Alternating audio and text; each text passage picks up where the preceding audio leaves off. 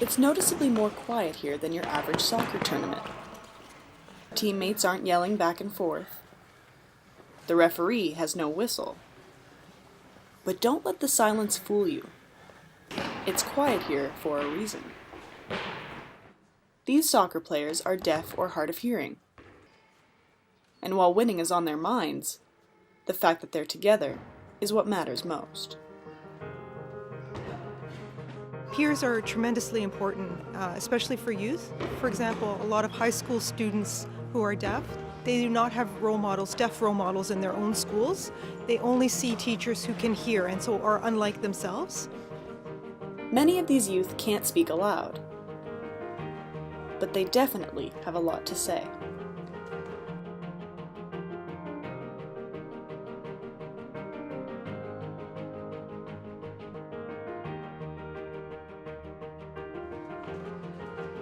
Mike Sear is running this friendly tournament.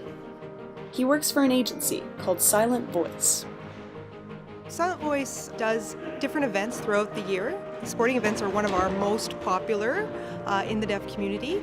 Today we're having a soccer game. It's sort of a fun day. It's an all-day soccer game. We're trying to really create a bridge through soccer with our deaf youth and our deaf adults. There's clusters of deaf people all over the city, and this is a nice opportunity for them to come together, spend some time together, support one another. We've got some high school students participating today as well. We're trying to, get better at playing soccer, and we have a good time basically. Today, when I'm with these guys, it's very comfortable to communicate here.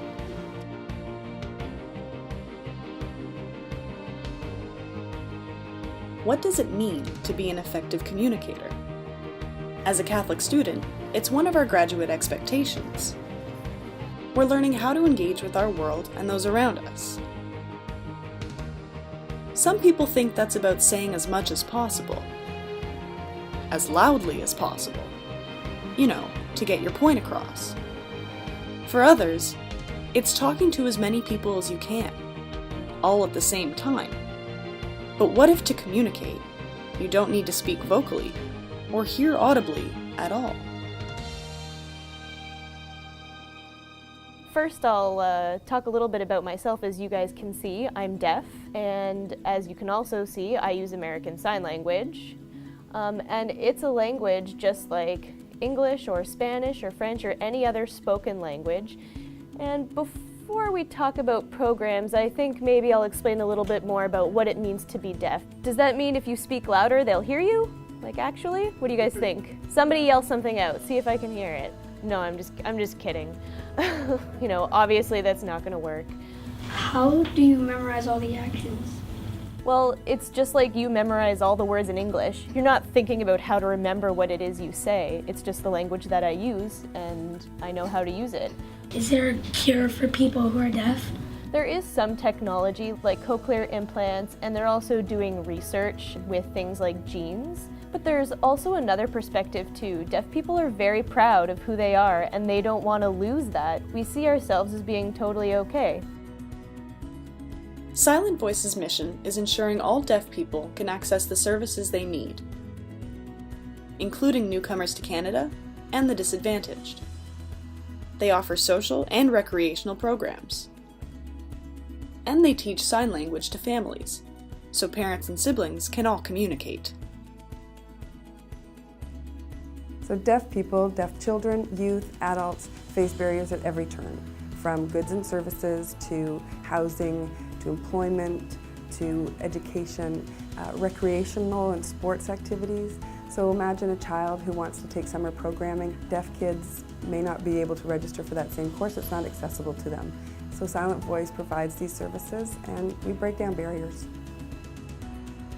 Silent Voice is able to help those in need thanks to generous donors. One of their major sources of funding is the Share Life campaign. Silent Voice can't do what it does without Share Life. Majority of our clients, our families, live below the poverty line. With Share Life funding, we're able to provide services free of charge to the families and to the individuals. I want the donors to know when they give to Share Life and when schools do campaigns, they change people's lives. How would you sign this? like this. Hello. Everybody copy me.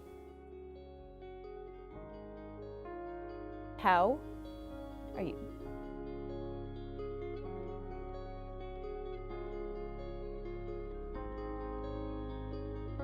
This is a sign for fine. How about this one? Thank you. I learned a lot of new signs and a really neat language. This was my first time meeting a deaf person. It was really cool to see how they communicated with other people. And it was amazing. I never seen someone do that before. I learned a lot about the deaf community. They can do everything like everybody else. Now, if I ever encounter someone who's deaf, I know how to speak to them. Lots of people can hear and see and speak, but they might not know how to listen, how to understand the world around them, and how to communicate truth and love.